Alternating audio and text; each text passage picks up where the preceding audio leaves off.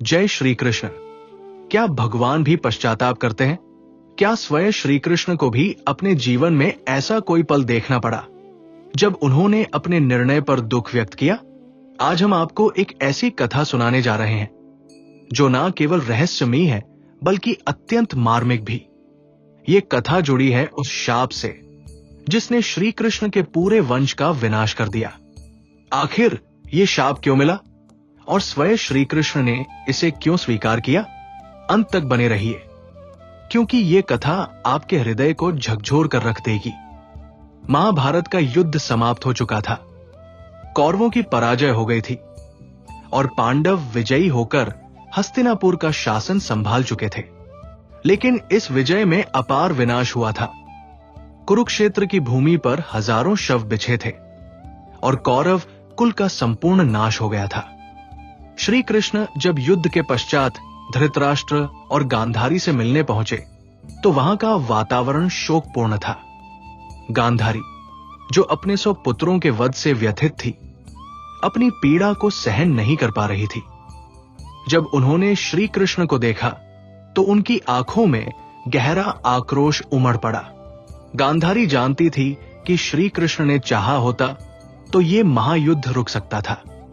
वे जानती थी कि श्री कृष्ण ने युद्ध के पहले दोनों पक्षों को चेताया था, लेकिन अंततः उन्होंने पांडवों का साथ दिया, जिससे उनके पुत्रों का सर्वनाश हो गया।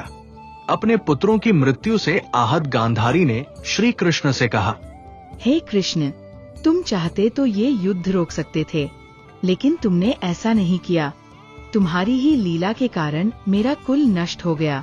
जैसे मेरा वंश समाप्त हो गया, वैसे ही तुम्हारा यदुवंश भी नष्ट होगा। मेरे शाप से तुम्हारे वंश के लोग आपस में लड़ झगड़ कर मृत्यु को प्राप्त होंगे और द्वारका जल में डूब जाएगी। गांधारी का ये शाप केवल एक मां के शोक का परिणाम नहीं था, बल्कि एक तपस्विनी स्त्री के कठोर संकल्प से निकले शब्द थे। और श्री कृष्ण, जो भविष्य को पहले ही देख चुके थे, केवल मुस्कुरा दिए। समय बीतता गया, पांडवों ने राज्य संभाल लिया और श्री कृष्ण अपने द्वारका लौट आए। लेकिन गांधारी का शाप निष्फल नहीं गया।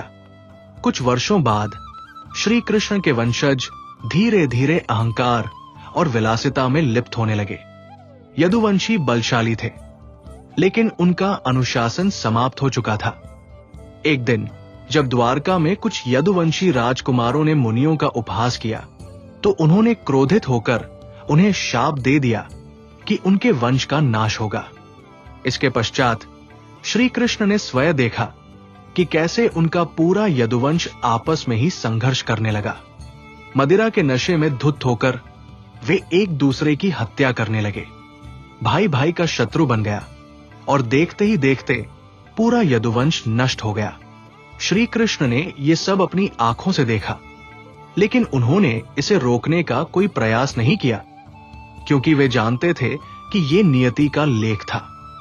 यदुवंश के विनाश के बाद श्री कृष्ण ने अपने भाई बलराम को समाधि लेते हुए देखा। ये दृश्य उनके हृदय को भेद गया। अब वे अकेले रह गए थे। इस पीड़ा को लेकर वे वन में चले गए और एक वृक्ष के नीचे ध्यान मुद्रा में बैठ गए।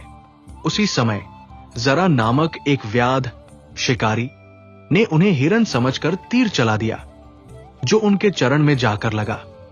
व्याध जब पास आया तो देखा कि ये कोई साधारण पुरुष नहीं, बल्कि स्वयं श्री कृष्ण थे। उसने घबराकर क्षमा मांगी, लेकिन श्री कृष्ण ने उसे सांत्वना दी और कहा, यह केवल भाग्य का खेल है। जिस प्रकार राम अवतार में मैं बाली को छिपकर मारने का कारण बना, उसी प्रकार इस जन्म में मेरा भी अंत इस तरह लिखा था।